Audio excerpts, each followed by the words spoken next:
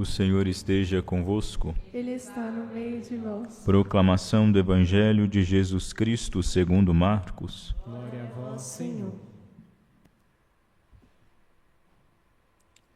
Naquele tempo, Jesus saiu de novo da região de Tiro, passou por Sidônia e continuou até o mar da Galileia, atravessando a região da Decápole. Trouxeram então um homem surdo que falava com dificuldade e pediram que Jesus lhe impusesse a mão. Jesus afastou-se com o homem para fora da multidão. Em seguida colocou os dedos nos seus ouvidos, cuspiu e com a saliva tocou a língua dele. Olhando para o céu, suspirou e disse: Efatá, que quer dizer, abre-te. E imediatamente os ouvidos se abriram, sua língua se soltou e ele começou a falar sem dificuldade. Jesus recomendou com insistência que não contassem a ninguém, mas quanto mais ele recomendava, mais eles divulgavam. Muito impressionados diziam: Ele tem feito bem todas as coisas. Aos surdos faz ouvir e aos mudos falar. Palavra da salvação. Glória a vós, Senhor. Meus caros irmãos e irmãs, hoje eu gostaria, de modo especial, fazer uma saudação muito particular para toda a população aqui de Caeté. A cidade hoje comemora mais um ano de vida, são 311 anos, que hoje se comemora a elevação deste povoado aqui à vila. Hoje já foi rezada uma missa, na ocasião desta data, pedindo a Deus a intercessão dos seus santos, para que Ele escute a intercessão de seus santos, sobretudo a Senhora do Bom Sucesso, que é a padroeira desta cidade, para que dê prosperidade a esse povo, dê paz a esse povo, reforce a fé desse povo, sobretudo das suas autoridades. E aqui, celebrando a memória de São Cirilo e São Metódio, esses dois grandes santos, apesar de não serem conhecidos, somos iluminados com o seu exemplo, o exemplo de vida desses homens que, no jeito discreto, escondido deles de serem cristãos, de serem católicos, têm um testemunho reluzente, gritante, assim como Cristo permaneceram escondidos, porque eles procuraram, foram atrás do Cristo que se esconde. Por meio da oração, da meditação, daquela vida contemplativa, eles se esconderam junto com Cristo. E ao se esconder junto com Cristo e nesse esconderijo fazer comunhão com Ele, puderam refugir a luz que vem dele, a luz que vem do próprio Deus. E a partir deles, dessa luz que deles refugie, nós temos a graça de ter os recônditos, as partes escondidas, obscuras da nossa vida iluminadas, para que nós possamos nos reconhecer como andamos, como caminhamos no nosso caminho à santidade, para vendo, identificando ali por meio dessa luz as nossas feiuras, buscar, imitando a Cristo, embelezá-las. Hoje temos duas alegrias, não é? Aqui na liturgia da palavra de hoje. Uma grande alegria. Cristo tem feito bem todas as coisas. É o que está dito aqui. Aos surdos faz ouvir e aos mudos falar. Mas que tristeza, em contrapartida na primeira leitura, nós ouvimos dizer que o homem caiu. Chegou o dia de ouvirmos essa triste narrativa, essa narrativa que deve colocar o nosso coração na mão, o dia em que a serpente, infelizmente, seduziu o coração de Eva. Mas ainda assim, que alegria, porque Jesus, Cristo, tem feito bem todas as coisas. Essa frase aqui, apesar de parecer boba e apesar de parecer tanto quanto estética, como se Cristo estivesse sendo caprichoso naquilo que ele faz. Fulano cozinha muito bem, fica muito saboroso, Mas aqui quando diz que Cristo faz bem em todas as coisas, parece que está remetendo ao cumprimento das profecias. Ele faz bem em todas as coisas, aos surdos faz ouvir, aos mudos falar. Aquilo que era atribuído ao Messias, ele virá, os surdos ouvirão, os mudos falarão, os aleijados andarão, os mortos ressuscitarão. Isso começa a ser concretizado na pessoa de nosso Senhor Jesus Cristo. Aquilo que nós fizemos de errado, aquilo que houve de pervertido, o pecado cometido pelos nossos primeiros pais, é corrigido por meio de Cristo. Ele tem feito bem em todas as coisas. É triste a notícia, infelizmente, de que Eva pecou. Mas graças, não é, à bondade e misericórdia de Deus, aquilo que começa como sendo triste é revestido de uma alegria. Parece um exagero, mas não é exagero. Isso brotou, evidentemente, de um coração que estava reclinado sim no coração de nosso Senhor, que é o Santo Tomás de Aquino, quando vai escrever aquele anúncio da Páscoa, o exultet, né, exultai, exulte o céu e os anjos triunfantes. Num trecho ele vai dizer, ó Félix culpa, ó feliz culpa, que nos mereceu tão grande Redentor. Olha a loucura! São Tomás está dizendo que a culpa de Adão foi feliz. Foi feliz. Não pelo simples fato de ter caído, de ter acabado, né, me permito a expressão informal, ele ter lascado com todos nós. Mas é por causa dessa queda a gente conseguiu provar o tamanho do nosso Redentor, que mostra a sua grandeza, mostra a sua glória, mostra o seu poder de um modo diferente. Ele mostra o seu tamanho, o seu poder, a sua glória, nos amando. Graças à culpa de Adão, nós temos um Senhor, um Deus que permitiu ser cravado numa cruz. É isso que é o incrível, que é o belo da nossa fé, daquilo que nós professamos.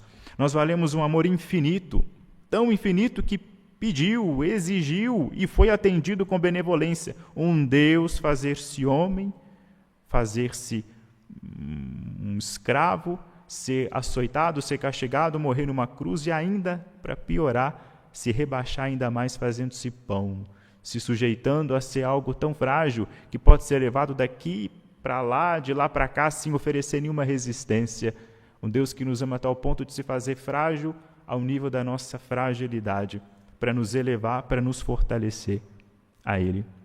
É triste, sim, aquilo que acontece com Eva. Eva foi seduzida pela serpente no seu íntimo, no seu espírito.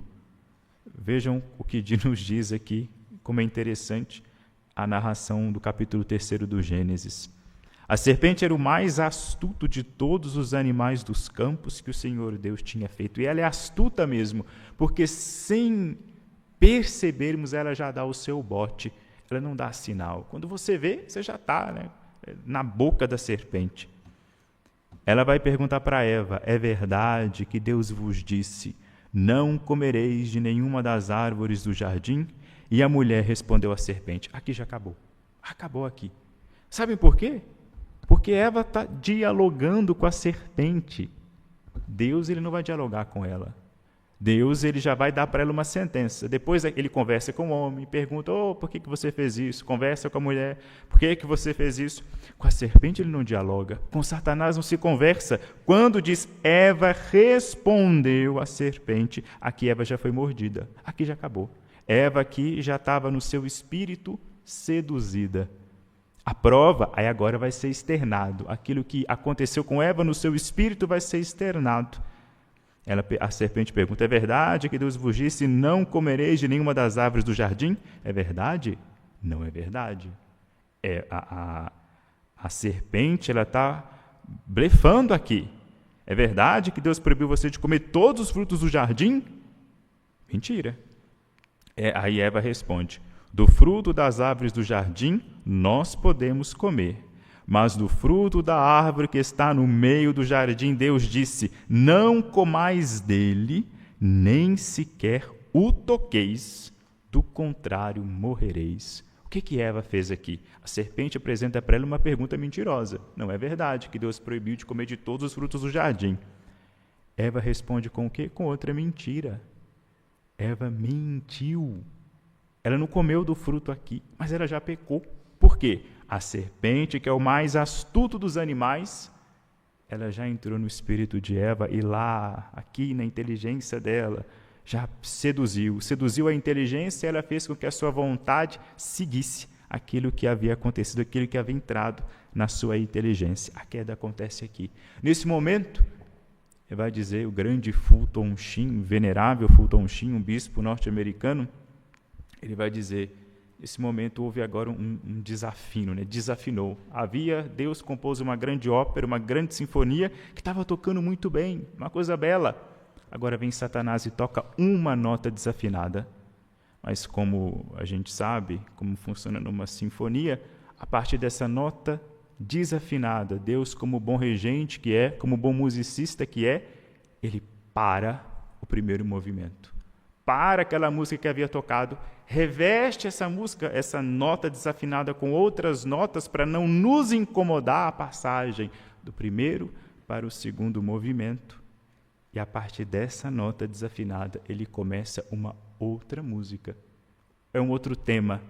E esse tema, claro, cheio de percalços, muito tenso, até que enfim nós repousarmos mais uma vez nessa mesma nota. Só que, entretanto, como final de uma bela música, de uma bela canção composta aqui pelo próprio Cristo. Vejam, é triste, mas disso aqui Deus tirou algo novo, Deus tirou algo belo. Deus, ele não admite em si defeito, ele não admite em si perversão. Não há pecado, não há queda, não há feiura que possa suplantar a sua beleza. São Padre Pio de Pietrelcina, ele vai dizer, não desanime, não é por causa do tamanho do seu pecado. A misericórdia de Deus, é ele quem diz, São Padre Pio de Pietrelcina, a misericórdia de Deus sempre será maior do que a tua ingratidão. Sempre será maior. A obra de Deus será sempre grandiosa. Satanás nunca poderá derrotá-lo. Quando ele pensar que obteve a vitória, quando ele cogitar que pode obter a vitória, Deus já ultrapassou, né? Deus já o suplantou, Deus já transformou aquela sua obra má, né? Ele já cobriu aquela sua obra, aquela sua sedução má e transformou daquilo no seu conjunto harmonioso, lá no seu misterioso desígnio, transformou aquilo em algo bom. Cristo tem feito bem todas as coisas. Não nos deixemos enganar pelas seduções demoníacas, não nos deixemos enganar pelas vozes mentirosas, não nos coloquemos no lugar desse homem que é surdo e, por ser surdo, tem dificuldade de falar. Olha que interessante a semelhança que acontece entre ele e Eva. Eva escuta uma mentira. E a mentira ela não tem nada de real, né? A mentira é uma não realidade, uma negação da realidade. O que Eva escuta? Ela não escuta nada. Ela não está escutando a verdade, não tem nada assim de substancioso entrando no ouvido de Eva. O que entra no ouvido de Eva é fumaça, é ilusão. E quando Eva vai dizer, por também dizer a mentira, por sair da boca dela uma frase que não tem correspondente na realidade, Eva também não diz nada. O homem surdo e, portanto, mudo é o símbolo da pessoa possuída. Possuída não, influenciada, seduzida por Satanás, que escuta mentiras, que tem o ouvido fechado para a verdade e por isso tem dificuldade de dizer a verdade. Vem o Cristo, a própria verdade, e toca o surdo, portanto mudo, e faz com que ele escute e a partir daqui fale. O que ele fala? Vai dizer agora, ele vai começar a falar sem dificuldades. O que sai agora da boca desse homem que antes era surdo e mudo e agora escuta e fala? Vai sair o que saiu da boca de São Cirilo antes de morrer. São Cirilo, antes de morrer, foi contemplado com uma visão beatífica. Ele contempla a verdade.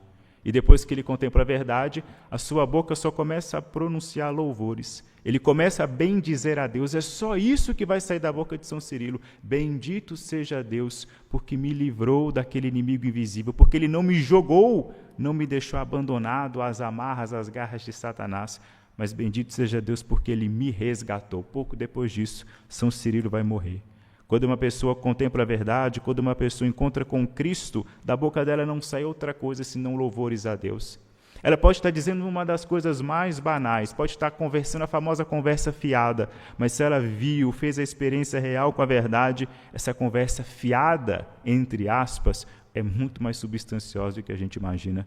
Aquilo que ela diz, por ter respaldo na realidade, por ser verdade, já é um louvor a Deus. Todo aquele que diz a verdade faz a vontade de Deus. Todo aquele que diz a verdade tem por detrás de si o Espírito. Aquele que diz a verdade fala com a autoridade divina. Que o Senhor possa tocar os ouvidos e a boca do nosso coração, tapar os nossos ouvidos à mentira, às seduções de Satanás e nos abrir por inteiro às seduções, as palavras doces e o exemplo forte de nosso Senhor Jesus Cristo. Glória ao Pai, ao Filho e ao Espírito Santo. Como era no princípio, agora e sempre. Amém.